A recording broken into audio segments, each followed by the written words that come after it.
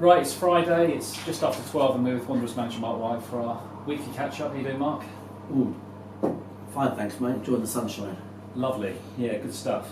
So, right, let's first of all rewind to the bank holiday weekend, last weekend. Obviously we had 2 games in 3 days. We went up to St Albans on the Saturday, lost 1-0, and then we were back at Meadowbank 48 hours later for a visit of Dulwich, and an entertaining game.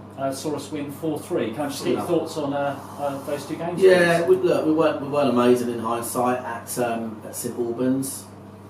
It was one of those days really, felt like that from pretty early on. We tried a lot of what I'd call openings, not so much chances. We had several stats, several balls in the box and lots of possession, but we just weren't quite, didn't quite have that cutting edge. And you know, something we sometimes forget is that when we are blessed with playing on a 3G and you go away from home and the pitch is not necessarily the same sort of, you know, slick way. Sometimes do things a bit differently, get balls in the box earlier, stuff like that, you know. So yeah, we weren't great, but credit to St Albans on that day. That day was the day that Maidstone had a massive party. And rightly so for them and their fans. We pushed them all away, so we're really proud of that.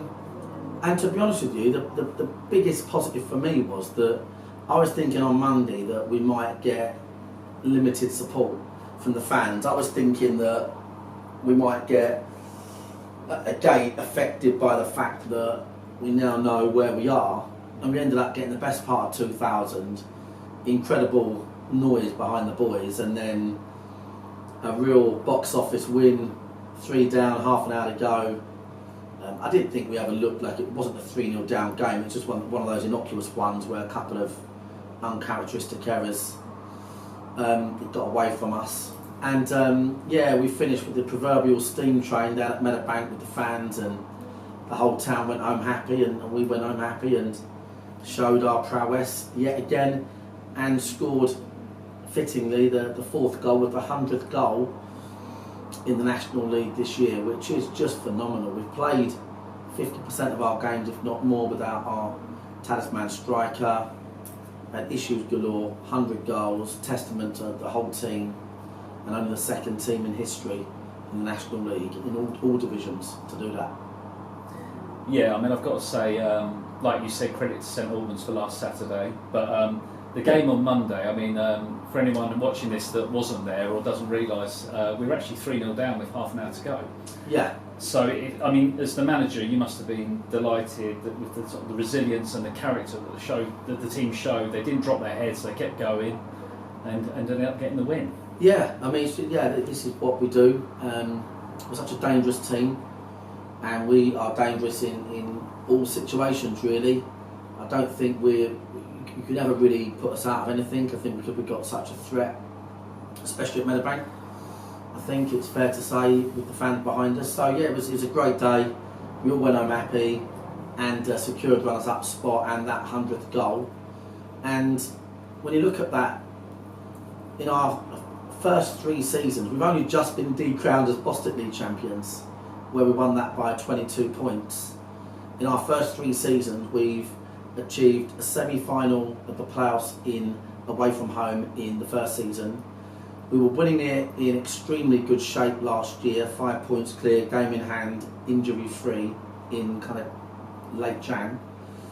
And this year we finished runners up. So, especially when you look at the challenges we've had this year with the amount of absentees, with injuries, that performance across 3 seasons is a fantastic performance. So, real credit to the players and the management team for that, and obviously it's not done yet, so we're working hard.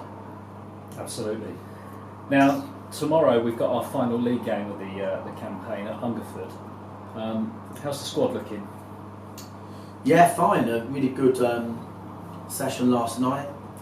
Everybody's going to be travelling, and yeah, we'll be, as always, putting out a really strong side. Our aim is to get all of our players into the same levels of fitness sharpness, and that differs per person. Got one or two that have been rested recently due to a few little niggles that we need to see where they are, so they'll be playing.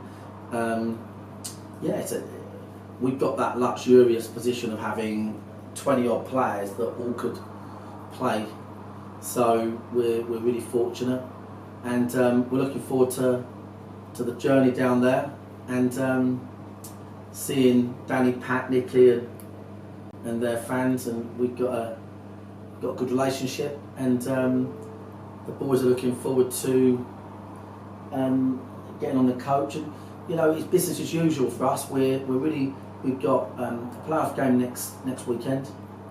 We've got a cup final, so there's a lot of football to play. So we're just really focused on each phase of this at a time, really. Yeah, absolutely, and like you say, professional and focused. But a couple of things to mention about tomorrow. I know as it is the last away day of the season, the fans have followed us week in, week out all year. They've been fantastic, as you said earlier, and I know quite a lot of the guys that are going up there tomorrow are going in fancy dress. So Tanya, Joe, Jez, Di, all that lot. Look out for them. They'll be dressed in. Well, I dread to think, but we'll see. But also, nice gesture from yourself. You've offered our fans that go tomorrow, as long as they're wearing a Wanderers badge or colours, you're going to get them one of the famous Hungerford burgers and chips combos. Yeah. No, it's the best burger, unofficially or officially. Pat will say the best burger in the National League and for a long way, and I have one myself. I can testify for that. I saw the picture. Yeah, and listen, any of our lot who if they've got a logo on them, Dorking Wanderers, then they're going to get. I'll get them a free burger and chips, 100% on me. This is not an opportunity for every Man United and Liverpool fan to wear red and white and get a burger. Yeah, like red and white carrier bag or something. Yeah, yeah, exactly. Yeah, but I'm sure Pat and Nicky have policed that. But absolutely on me. The support this year has been phenomenal. The real, as a Wimbledon fan of old, if you like,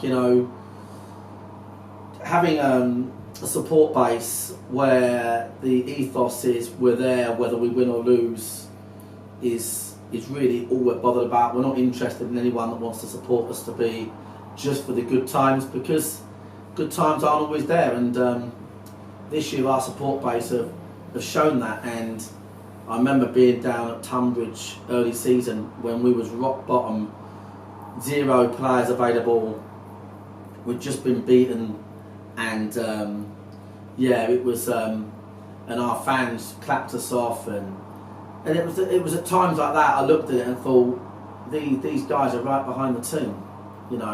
Supporting a football club's about being there for the highs and lows, and to a degree the more lows you get, the bigger the highs are when you get them. So we passionately, it really does positively affect the players. They talk about supporters all the time now. I know you did, and it means a lot to them. So we appreciate all the time they give up to travel around, and tomorrow they can have a burger and chips on me. Just bearing in mind they ordered a double. It's not about the money this right. It is bloody big. Good luck with that. Might be better off on the single. Right, so go for the £quarter and not the half pound. Good luck. Yeah. Fair enough. Well, you heard it from the man himself. So and you're speaking from experience. I think you had the double, didn't you? Yeah, I was struggling. I was struggling. There you go.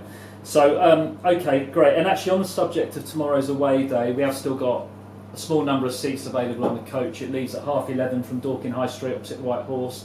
It's only £20 return, and there's even a toilet on the coach. So there you go. Even better. Yeah. So if anybody fancies that, jump onto dorkingwanderers.com, get your seat booked, join the fans. It's always good fun and a good day out. So just finally, Marc, obviously we've launched this week the tickets for the playoff semi, which is next Saturday. Opponents to be confirmed at Meadowbank Stadium. So obviously they are flying out, and anybody watching is advised to secure their tickets before they miss out. Yeah, I think it's going to be, looks like Oxford, Dartford or Eastbourne, one of those 3 teams, and they play on Wednesday, whatever 2 teams it is. Keep an eye on that. We're probably about maybe from the home allocation a couple of days from selling out now.